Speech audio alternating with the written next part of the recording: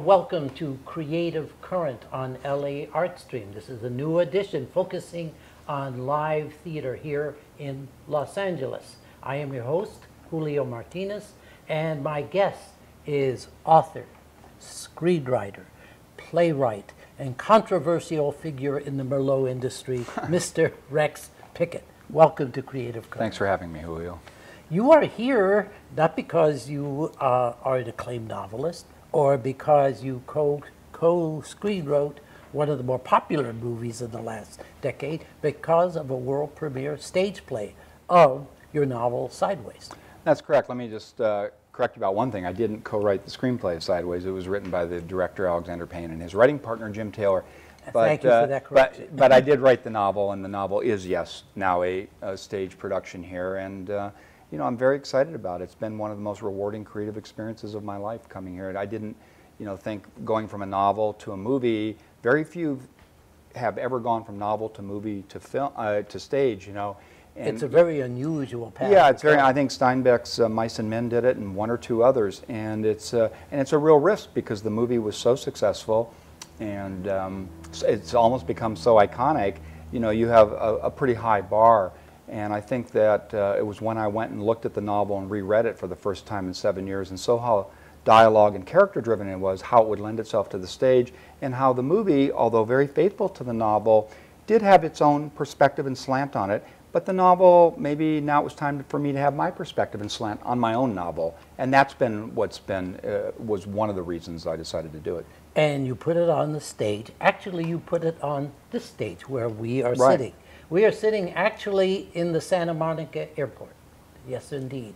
Every once in a while you may hear a rumble above our heads. Yeah. But it was converted into a theater, the Ruskin Group Theatre. And how did they get you to come do your play here? Well, right across the street, right next to the airport, there is the Barker Hangar. And about a year ago, my new novel, Vertical, which is here, yes. which just won the gold medal from the Independent Publishers Book Award. So I'm very excited at that in fiction. But I was doing a book signing when it first came out for a big event called Pinot Days. And of course, they love me because Sideways celebrated Pinot Noir, and they went from 1% of the market to 5% overnight. And I was doing a book signing, and someone associated with the theater here, Jason Matthews, came over, saw that I was signing the book. He found out who I was.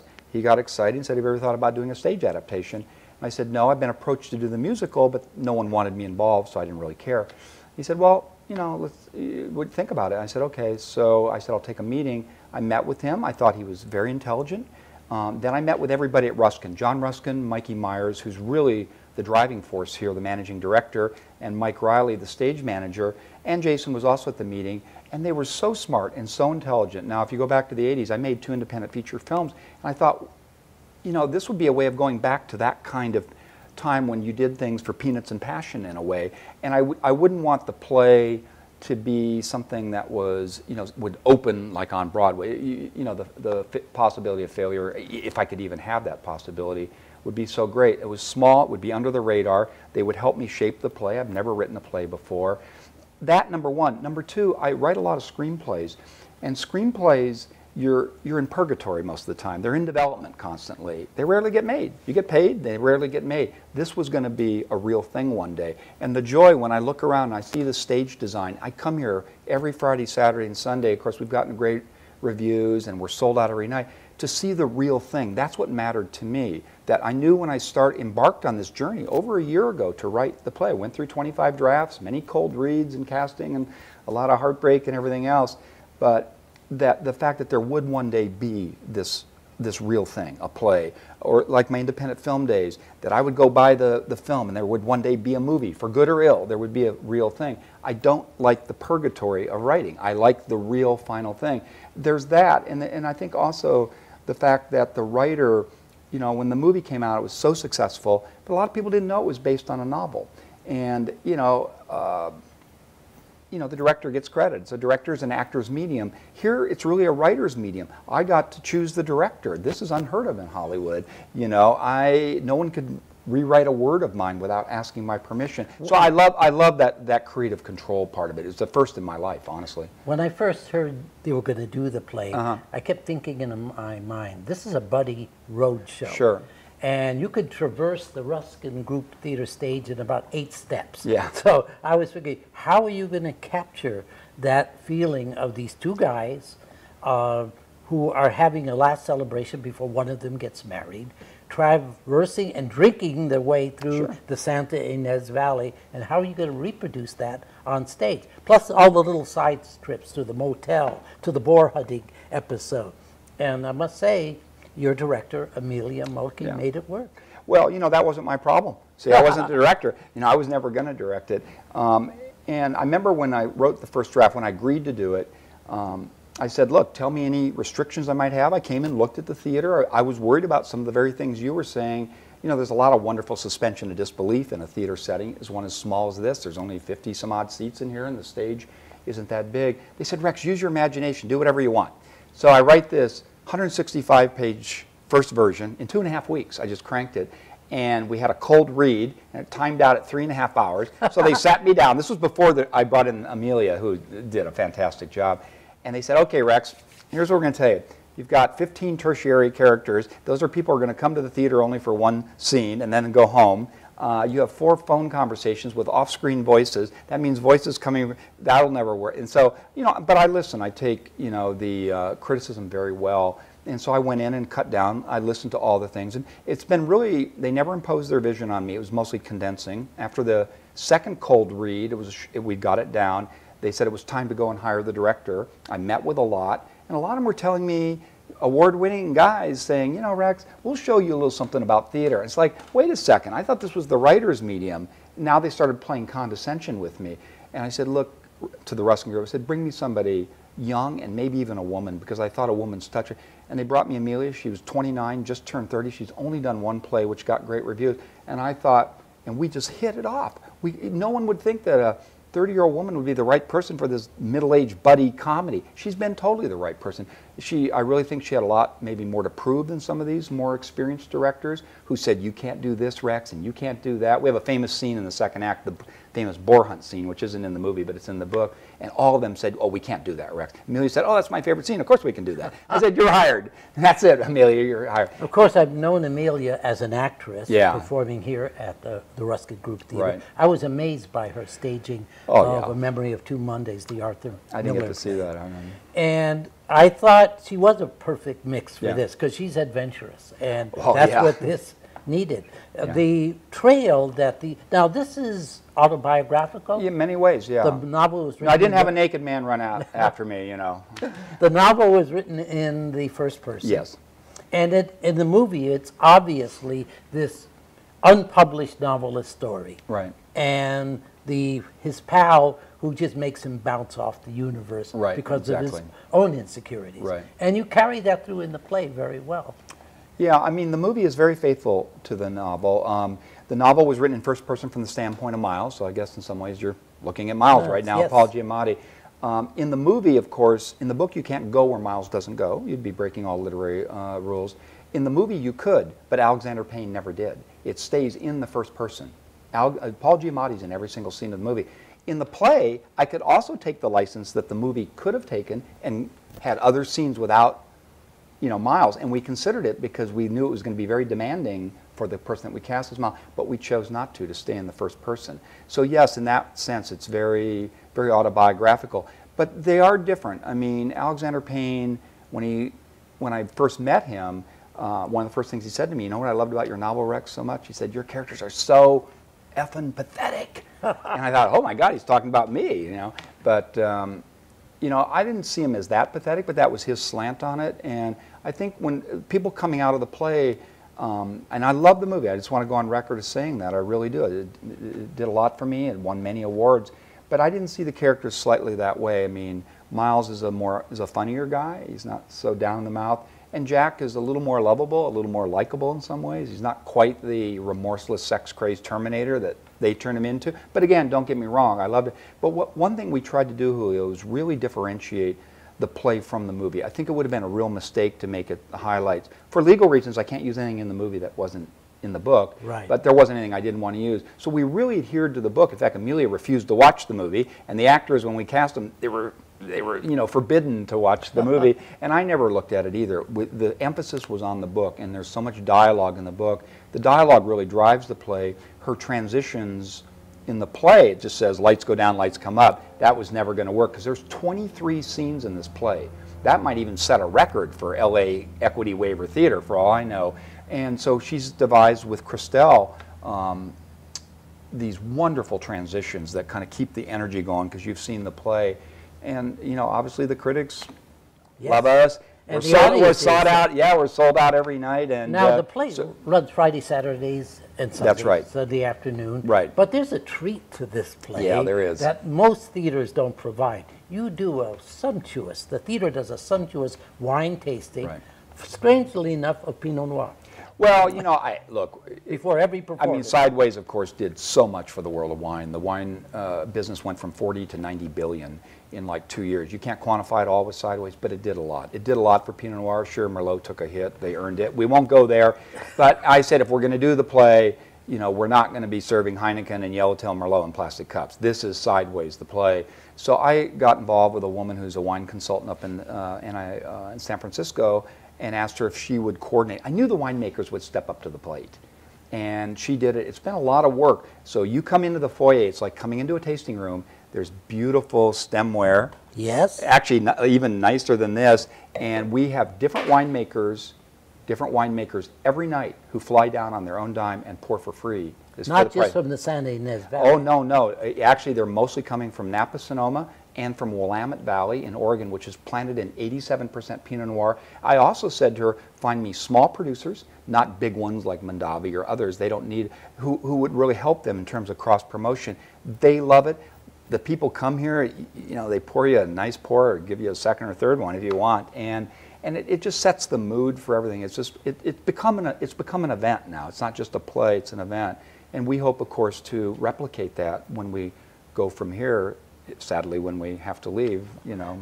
Well, there could be a future for you on the stage. I noticed when you picked up this wine, this is a collection of 2 novels and the DVD from the movie, Sideways, the play. Sideways, which became the movie, which is now the play. And then we have Vertical. Right. You mentioned the Willamette Valley.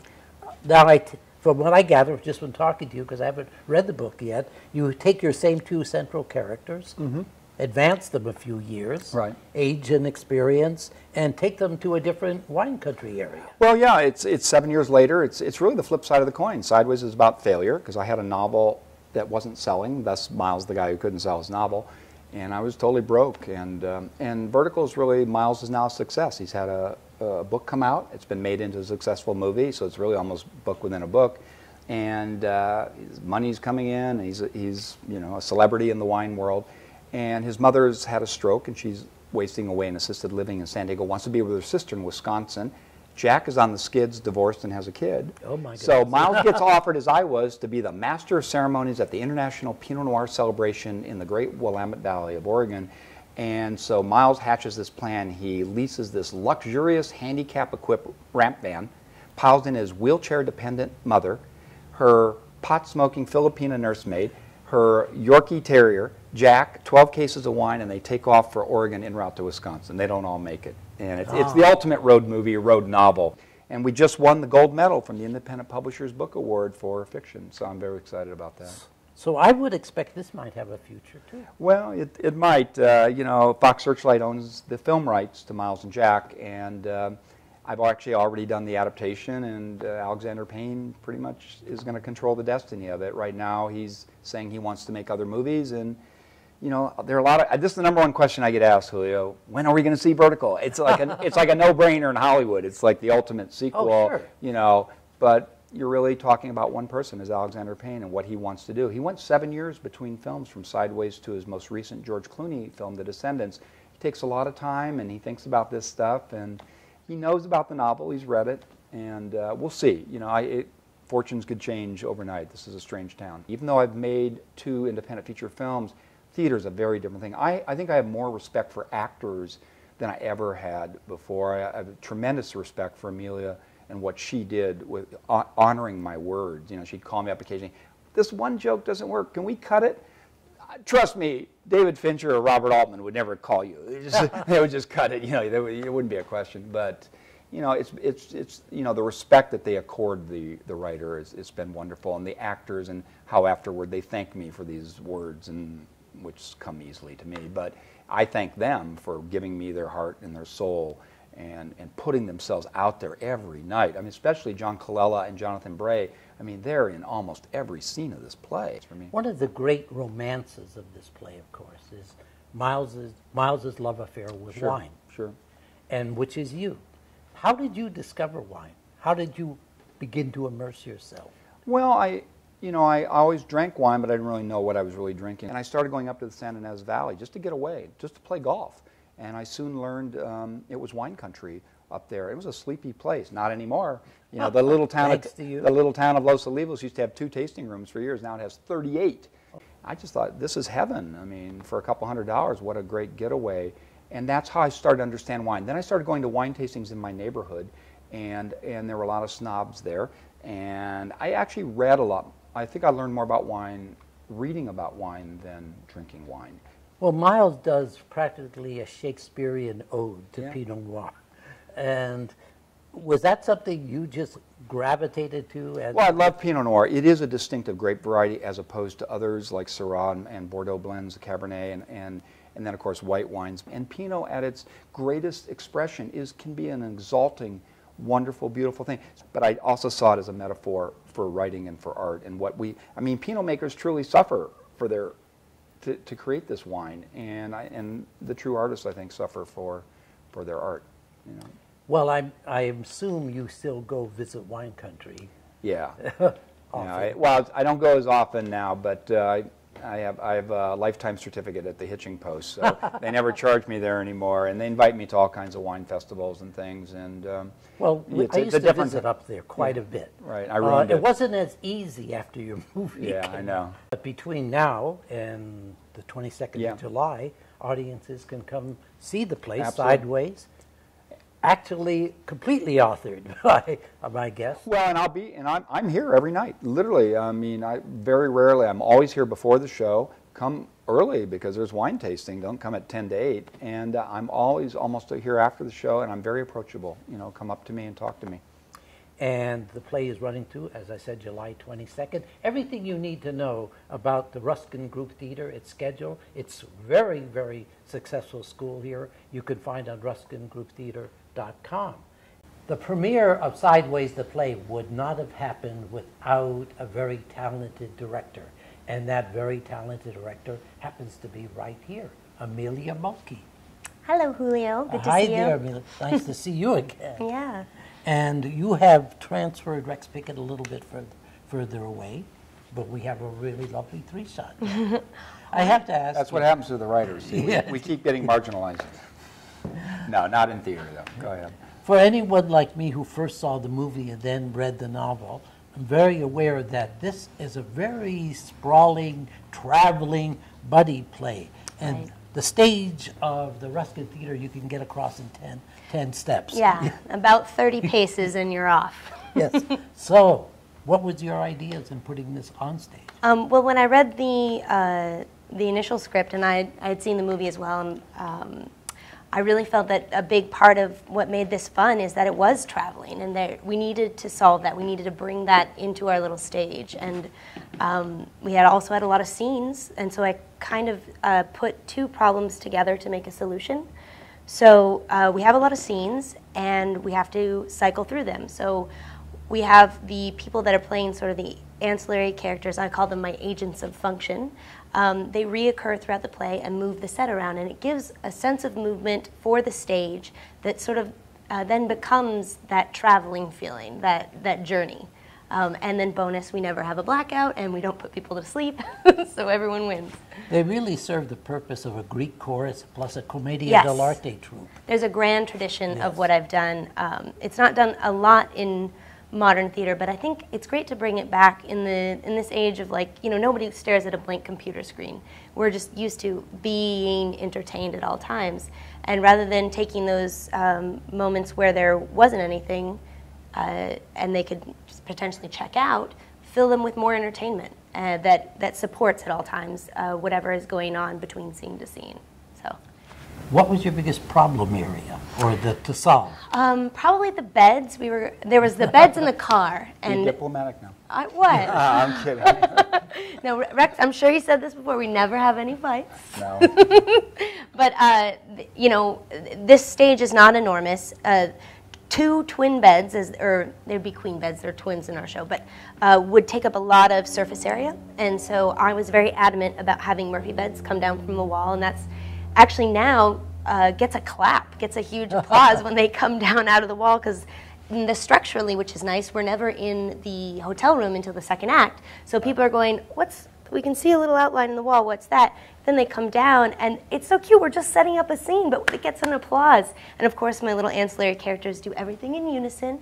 Christelle Monterosa is my choreographer, and so she's just added ever so slightly a little bit of intentionality to each movement so that it does seem like we've taken care to entertain you.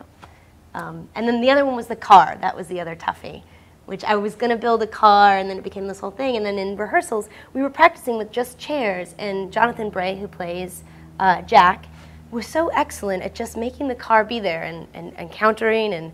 That, I think, when they put sunglasses on. Yeah. It's the only time they wear sunglasses in the whole thing. Right, and they just, the way that it moves with the music, and then it's a hard up in the lights on 2 chairs. And then the best part, my favorite part for selling car with 2 folding chairs, is when they're done, they get out of the car, and he throws an ancillary character the keys, and the ancillary character takes the keys and the chairs off, and boom, it was a car the whole time. It's nice to stay playful even in a serious play, because it is a play. It's a play. And all these were written in the script. No, I'm kidding. No, it just said lights out, lights out. And the first time I saw it, because I left Amelia alone through the rehearsal process. Because I think that was her time with the actors, and I would have probably wanted to change things and whatever. And so the first time I saw it, you know, in a dress rehearsal, it was really electrifying. I mean, it was all brand new to me, because I think 23 scenes is a lot, isn't it? Yes, quite a bit. I mean, well, and so many different locations. Have there been more in a play before? You know, I don't know the whole history of theater, but yeah.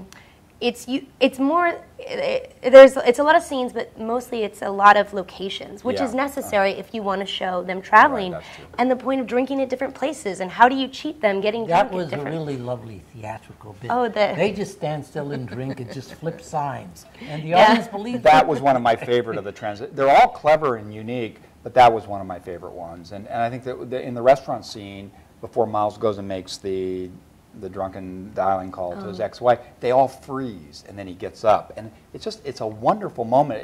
And I think one thing Amelia and I talked about early on, I said, let's make it as cinematic as we can, you know, because it is from a movie, and my novel is very much like a screenplay in a lot of ways. And we tried some rear screen projection that wasn't going to work. So I think with those transitions, she really gives you the sense of montage and movement, you know. Right, yeah. and always the transitions are only serving whatever needs to happen in the script. Like that hard freeze is, for me, was motivated. Johnny C came up to me one day and is like, "How are we going to transition in and out? It's going to be so awkward." And that hard freeze is off of his feeling of alienation at a good time, because he's not ready for it. And so whatever sort of theatrical flourishes I've added to make the show work for the stage have always come from the inspiration of Rex's work. Yeah, but they're her creations with Christelle, and that was a brilliant moment. One of the other things, there's a scene at a hot tub that's not in the movie, and it's the end of the first act, and I don't want to give it away, but the way they set it up, and bear in mind, we don't want to have blackouts because the audience would go to sleep, especially with all the Pinot they're drinking. And and she did a whole thing like you're in a sort of a Japanese Zen kind of place where they come and they hand out these towels and they bow and they light sage, and it's so lovely because with that whole suspension of disbelief that you have in theater, you really sense that you are at a hot tub, because we weren't going to be able to put a hot tub here. We weren't going to have steam come up, and just in that moment, it's so creative, and it just sets the moment for then what transpires, and so it's been a wonderful collaboration. Really. Yeah, our hot tub is a bench and some robes and blue lighting, and it reads hot tub. Like no one ever goes, God, it would have been better if you had an actual hot tub roll on stage. But it's the lead into it with the 2 agents of change who come in and they're wearing kind of tie-dye and they're doing namaste, namaste. And it really sets the stage for it. And there's many other transitions that are just as clever and creative, the Murphy bed ones. Now, as Rex talked about earlier, anyone who's seen or anyone who's seen the movie, it's going to be a slightly different experience coming out to see the play. There are elements of the play that are not part of the movie. And from what he told me earlier, he wrote a much longer work. Did you have to make decisions about what to edit, what to discuss with him about shorten, delete, add?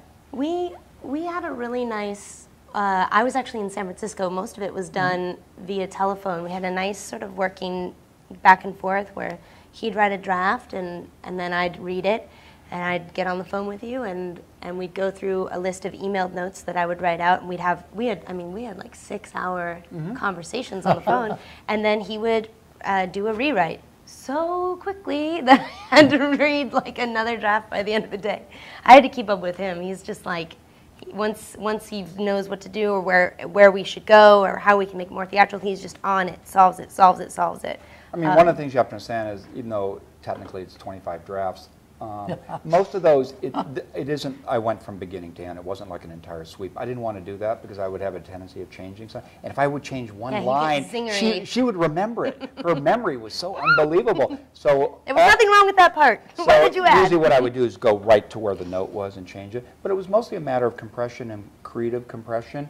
And I remember we had one of our first cold reads between us was our third one. It was long and it was lengthy and things didn't go well. And we had to make a lot of kind of big, brutal cuts. But I'm used to this with filmmaking. It goes back, you know, the audience only knows... Yeah, you're a fearless cutter. You know, the audience doesn't know what you cut. Only I know what I cut. And I try to remember that. I don't hang on to things tenaciously. I don't think there'd be a play if I did. She would have gone crazy. No, I will ferociously cut because I'm seeing the greater picture here. And I want it to be... She's telling me what's going to work for me on stage and what isn't, Rex, in the nicest way she can, and then I just say, fine, no problem. In fact, one of the last drafts, I was heading off to go away, and we were getting ready to go into the casting part of it, and I was going away for a couple weeks, and they said, Rex, we're going to cut 14 pages in the second act, and here's them pages.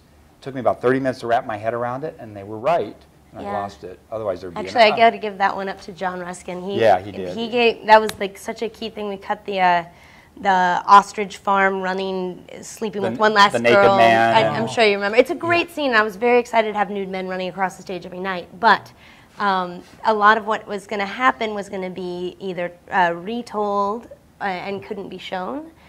And John said a really great thing, and was, you know, Jack needs to resolve.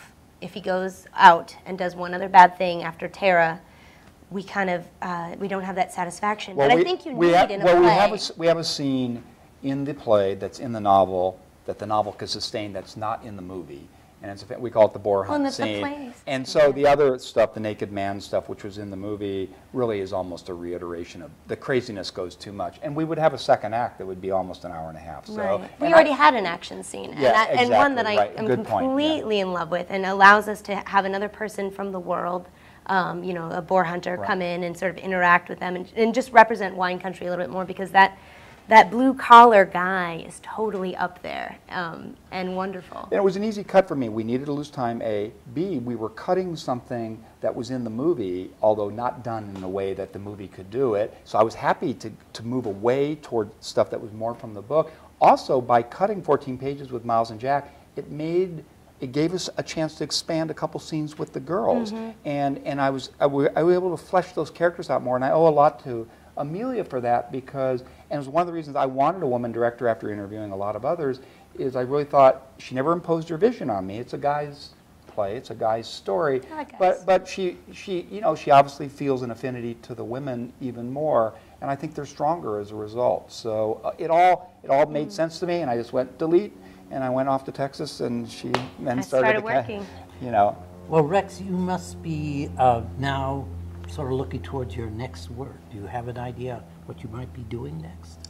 Well, I'm writing a show for HBO, but that's heavily in development. The government of Chile just offered me a lot of money and a private driver and a house on the beach if I will set the third part of Sideways in Chile, and I have to go there for a year. Maybe. Yeah, well, it's for the... Do it. Do it. You know, and so I've got a lot of different... I'm coming out with a Pinot Noir from Willamette Valley. It's Sideways author Rex Pickett's cinema series, and the first one is Le Samurai, Jean-Pierre Melville's film noir classic. 250 cases of that, excited. Everyone says, Rex, you should write another play. This one's doing so well. And I thought, I don't know. It's been a great experience for me, really. I'm here every night. I love it, you know. I always wondered, how do you get the audience to come back for the second act? But they do, because they want to know what's going to happen, despite what's happening excellent out. structure. Excellent structure. Well, I want to thank you both. This has been a great experience, being here on the set of a world premiere play, Thank and you, Julio. Sideways the movie. Thank It's you, interesting when you get opinion about something who haven't seen the movie, they're reading the novel, and a whole different experience from this play. So I want to thank you both, and I'm looking forward to what you're going to be doing next. Oh, me too. I think I might be doing Lady Grey's Will, actually directing and acting in it. So. Lady Grey? Have you heard of it? Oh, Will, yes, Yeah. yes. I'm going to set it in a circus setting and have a couple of opening acts and make a sort of cabaret night. So that's my sort of, I always have a postpartum after directing, so I have to like fill the void right away. So that's what I'm doing. I had a postpartum when she finally said, okay, Rex, we're done with the writing. I You know. know, Oh, boy. I was really depressed for about 2 days, but then I come to the theater and my depression goes away, so it's been a wonderful play. Yeah, he's learned about how theater is family. Yeah, exactly. Well, with the sound of the plane going overhead, I don't know if our audience Well, hears that's that. Amelia's jet coming in Yes. now that she's a famous I gotta go. That's director. my ride. That's her laARTstream. Amelia comes from a great showbiz family. Well, you know, her dad was in my second feature film. He had 3 scenes in Chris it, from Mulkey. Hollywood to Deadwood. And I thought the other reason, you know, that I wanted Amelia so bad, she grew up literally on the set of films and theater. She has acting in her blood, and I thought that's got to be a win wine for us, you know. Once again, we have been talking about Sideways the play in its world premiere at the Ruskin Group Theatre. And everything you want to know about this space, Ruskin Group Theatre, its wonderful school, its schedule, you can find at ruskingrouptheatre.com. And let's not forget Barbara Drady, who's really responsible for the wines. She's at wineevangelist.com, or you can go to Sideways the Play Wines. And you can find me on Twitter at Rex Pickett or Amelia Maid on Twitter, where we talk about, I'll talk about the play. I'll tweet pictures or go to rexpickett.com, all of those places, you know, to find out more about the play. This is a movable feast of talent here. You've been listening to us on Creative Current from laARTstream, and please find us on laARTstream.com. This is your host, Julio Martinez.